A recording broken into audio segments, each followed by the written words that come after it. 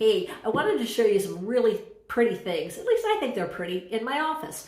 I have this piece that used to be a beautiful vase. It was on a mantle and cat jumped up, knocked it off, and it broke into many pieces, except for this part of the vase. I always thought it looked kind of like a heart, and it just reminded me of that idea that just because something breaks and something's difficult doesn't mean it's a bad thing. So it's kind of a hopeful piece to me. And I have lollipops for the grandkids and just things that are pretty and colorful, things that make me feel good when I walk into the office. I hope that you keep some things like that too, and I'm sure you do. The problem is, and the thing I want to talk about today is, when somebody's keeping everything and making everything special, well, then actually nothing is special. I'm talking about sentimental things, things that don't necessarily have an actual purpose or use. Now, I am not against those things. You can tell I'm not. I have a whole bunch behind me. But when they start being things that are getting in the way of life, they're creating clutter, they're making other people in your household unhappy because you have so much, you're not even enjoying them, that's clutter. So let's talk about it. So why do we keep sentimental things? Well, sometimes we do it because it is our memory. I will forget that first date unless I have that ticket stub to the movie. I need to keep the travel brochure so I remember my trip to Europe. I'm keeping it for memory. Another reason we keep things is because they remind us of people that are or were important to us.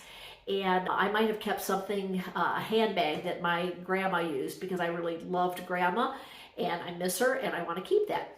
Not a problem. We also keep things because we just plain enjoy them and they don't necessarily have a useful purpose. Sure, some of these things hold little tchotchkes, but I don't have to have them.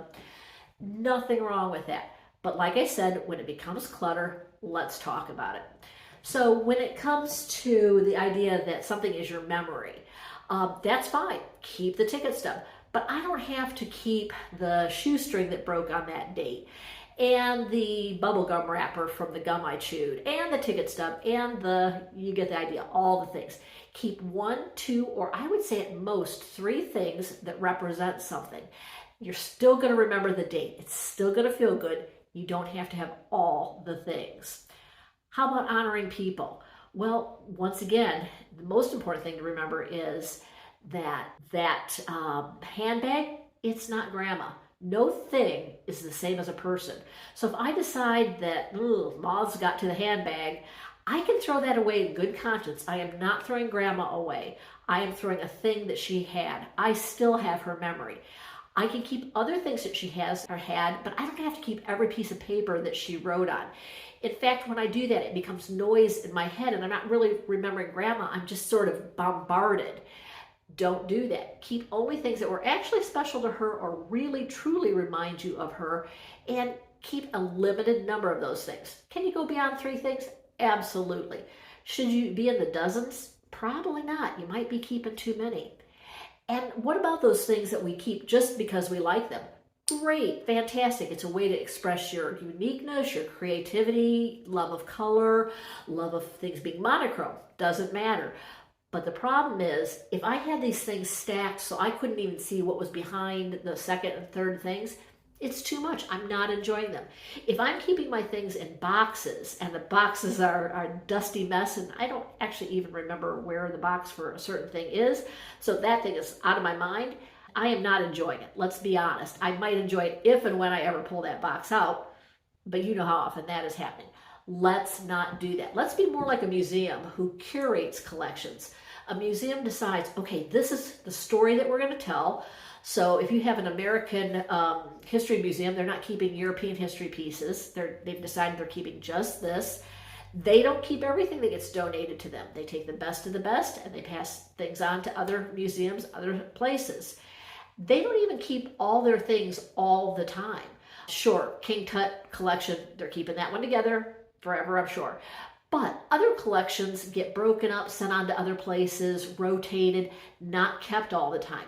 Why? Because they want what they do keep to be seen, the story to be clear, to be able to be told, and just to be enjoyed. So here are some ideas for you rather than trying to keep all the things and thinking that you're helping your memory honoring a person or enjoying it when something's stuck in a box and you never actually see it. Instead of doing that, why not take a picture of something? And you've probably heard this idea of taking a picture of it and then donating. It's a great idea, but let me go just a teeny step further and say, create a photo album on your phone that says grandma, that says honeymoon, and put pictures of those things in those photo albums. That way, you're going to find them, you're going to see them, they're going to pop up, and you're sitting in the car waiting for your son to come home or get out of a soccer game. Scroll through and look through the photo albums, enjoy those things. You weren't enjoying them when they were in a cupboard or a box or a bin at home, but now you can, and you get that feeling. So that can be a great way. Once again, rather than having things, I hate it when things are stashed away because they aren't special, you're not honoring anybody, but let's say you have grandma's christening gown. You know what? You can put it in a box frame and you can actually hang that and enjoy it, have it be part of your decor. If you don't have a place for it, if you don't have a way of looking at it periodically, you're not enjoying it, let's do something different. So I'm Margaret. I'm a virtual organizer. I help people all over the U.S. get decluttered from stuff and stress that stuff causes.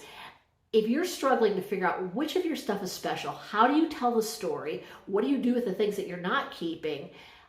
Let me help. I have been doing it, like I said, for over 20 years. I can help you. I don't want to take away your memories, your people, your stories, your enjoyment, but I want you to really be able to honor and enjoy those things for real. So let me know how I can help.